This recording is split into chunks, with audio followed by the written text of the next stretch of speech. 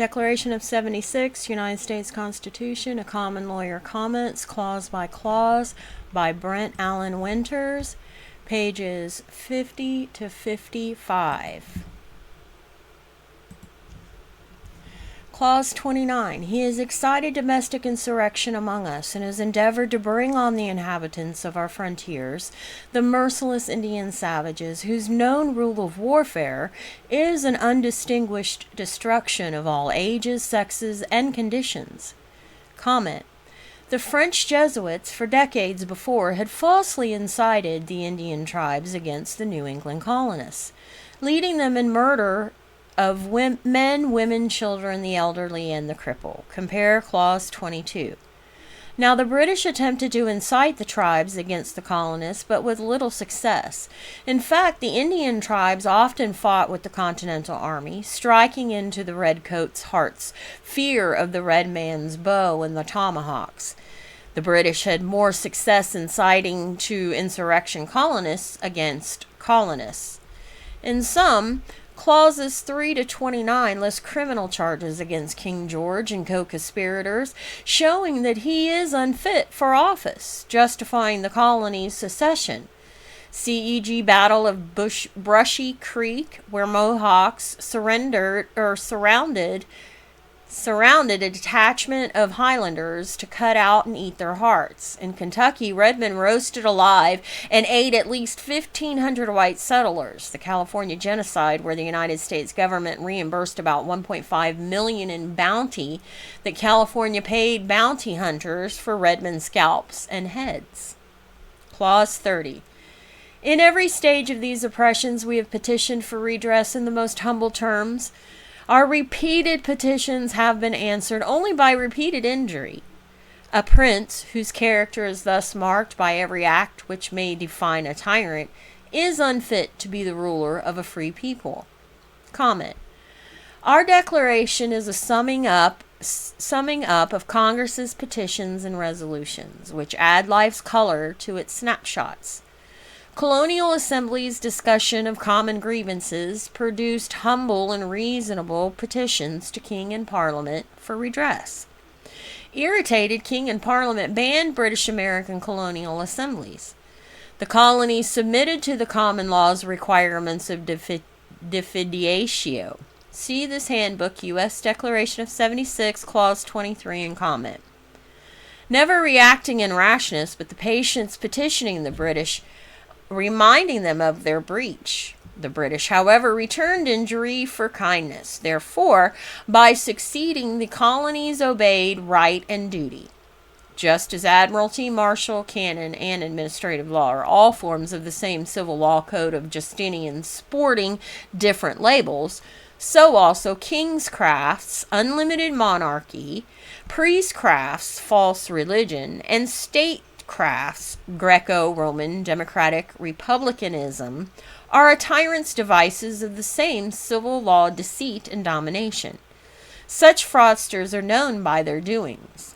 Thus, our declaration provides the standard whereby one can recognize a tyrant, listing acts which may define a tyrant, whether wearing the clothes of kings or priests, presidents, senators, or congressmen.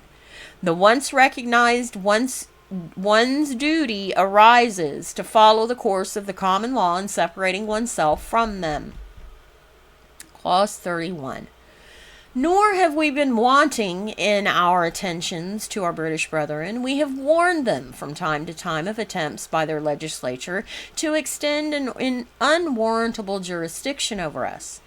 We have reminded them of the circumstances of our emigration and settlement here. We have appealed to their native justice and magnanimity, and we have conjured them by the ties of our common kindred to disavow these usurpations, which would inevitably interrupt our connections and correspondence. They, too, have been deaf to the voice of justice and of consanguinity. We must therefore acquiesce in the necessity which denounces our separation, and hold them, as we hold the rest of mankind, enemies in war, in peace, friends. Comment. The colonists, by exhausting their appeals, followed due process. The two foregoing clauses, 31 to 32, show regret that the British responded only with abuse. In fact, as late as May 1776, less than 2 months before our declaration signing, George Washington wrote his brother, Augustine, saying that whole delegations in the Congress were hopeful of reconciling with England. British Americans, feeling natural affection of their kinship with the British, had appealed to them in vain, as well as to Parliament, to persuade the king to relax his harsh, brutal actions toward the colonies. Remember, because England believed her soil was free soil from which arose the law of the land in Magna Carta, lex terrae, land law, common law due process, later carried into our constitutional Article 6 as law of the land. England held her soil sacred from all other land. Hence, Parliament said that the common law had no force in England's colonies. Of Britain's empire, only the people of our American colonies had British kinship.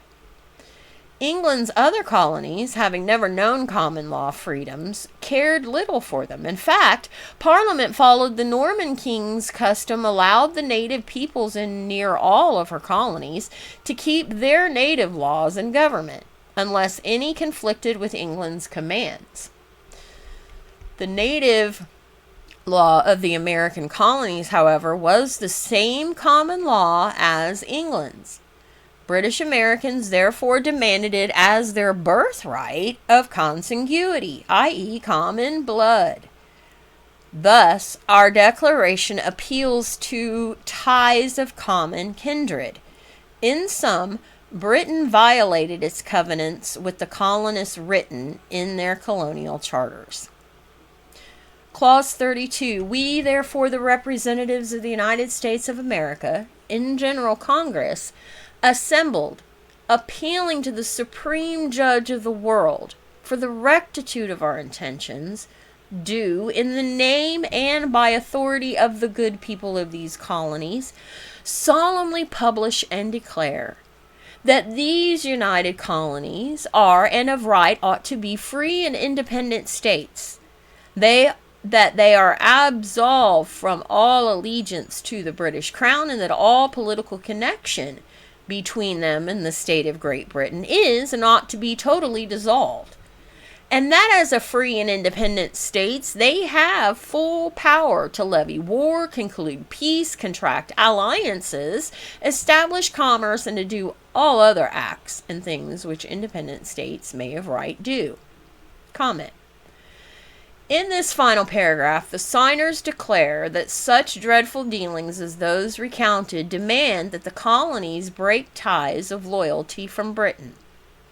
Their conclusion uses language from Lee's resolution of independence from Britain that Congress had passed 2 days before, on 2nd July 1776. The signers, while pledging loyalty to one another, confess trust in God alone. To sum up, America justifies its founding foremost upon our forefathers' direct appeal to their personal Creator, Judge of all in heaven and on earth, bypassing every mere government of men, and appealing to the Supreme Judge of the world for the rectitude of our intentions, i.e., for detection of every wrong intent, with a firm reliance on the protection of divine providence, for protection of our every right act. In short, the signers cinch our declaration with trust in God and loyalty to each other, pledging all God has entrusted to them. The founders foregoing solemn appeal and reliance is a personal matter, being an act of faith in firm reliance upon the divine providence, as opposed to relying on self-justifying morality. In fact, there is no evidence that our declaration's formal respects paid to God are insincere window dressing, making the signers mockers of God. Our declaration references God 5 times: our Creator, Supreme Lawmaker, the source of all rights, the world's Supreme Judge, and our Protector. To dismiss our declaration's references to God as mere formality and thus impersonal is not only historical silliness, but ignores the personal character of such formalities. Men pay formal respect to those they hold in high personal regard, for whom they seek personal favor. The signer's foregoing avowal of trust shows our declaration to be more of dependence than of independence. To be sure, it declares our secession from Britain, ending our reliance upon her protection. But we never boast in our ability to protect ourselves, but instead confess firm reliance on the protection of divine providence. By using the name Divine Providence, the signers reveal more of the God of whom they speak in Clause 1, and upon whom they now lean in appeal. Then, as yet today, to acknowledge divine providence is to trust the Creator for provision. Scripture calls nature's God Providence because He will provide all your need. Philippians 4:19. God outfits a people for His purpose. The British Americans He outfitted for war and defense of life and freedom. Finally, the words, "these free and independent states have full power to establish commerce," reveals the purpose for our Constitution's Commerce Clause. Not to hamper commerce, but to establish it. Thus, does the Commerce Clause demand that commerce interstate regular, expressing no jurisdiction for criminal penalties. And for the support of this declaration, with a firm reliance on the protection of divine providence, we mutually pledge to each other our lives, our fortunes, and our sacred honor. Clause 32 comment. The sentence reveals that the subscribers' common object of interest is God, upon which they base on their power of contracting together. John Hancock as president of the time. Representatives from Georgia: Button Gwinnett, Lyman Hall, George Walton. Representatives from North Carolina: William Hopper, Joseph Hughes, John Penn. South Carolina representatives: Edward Rutledge, Thos Jr., Thomas Lynch Jr., Arthur Middleton. Maryland representatives: Samuel Chase, William Packeth, Thomas Stone, Charles Carroll of Carrollton. Virginia representatives: George Wythe, Richard Henry Lee, Thomas Jefferson, Benjamin Harrison, Thomas Nelson Jr., Francis Lightfoot Lee, Carter Braxton. Pennsylvania's representatives: Robert Morris, Benjamin Rush, Benjamin Franklin, John Morton, George Clymer, Jason Smith, George Taylor, James Wilson, George Ross. Delaware: Caesar Rodney, George Reed, Thomas McKean. New York: William Floyd, Philip Livingston, Francis Lewis, Lewis Morris. New Jersey representatives: Richard Stockton, Junior Witherspoon, Francis Hopkinson, John Hart, Abraham Clark. New Hampshire had presented Josiah Bartlett, William Whipple, Matthew Thornton. In the original, Matthew Thornton's signature appears last of all, after Oliver Walcott's.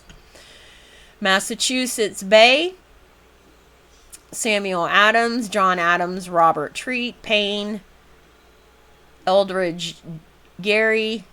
Rhode Island: Stephen Hopkins, William Ellery. Connecticut: Roger Sherman, Samuel Huntington, William Williams.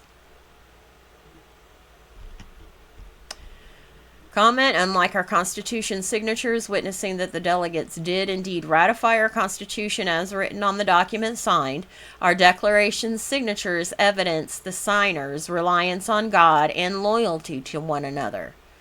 Thus, on 18 January 1777, Congress ordered the foregoing signatures printed and authenticated to hearten trust in God and loyalty to like kindred spirits.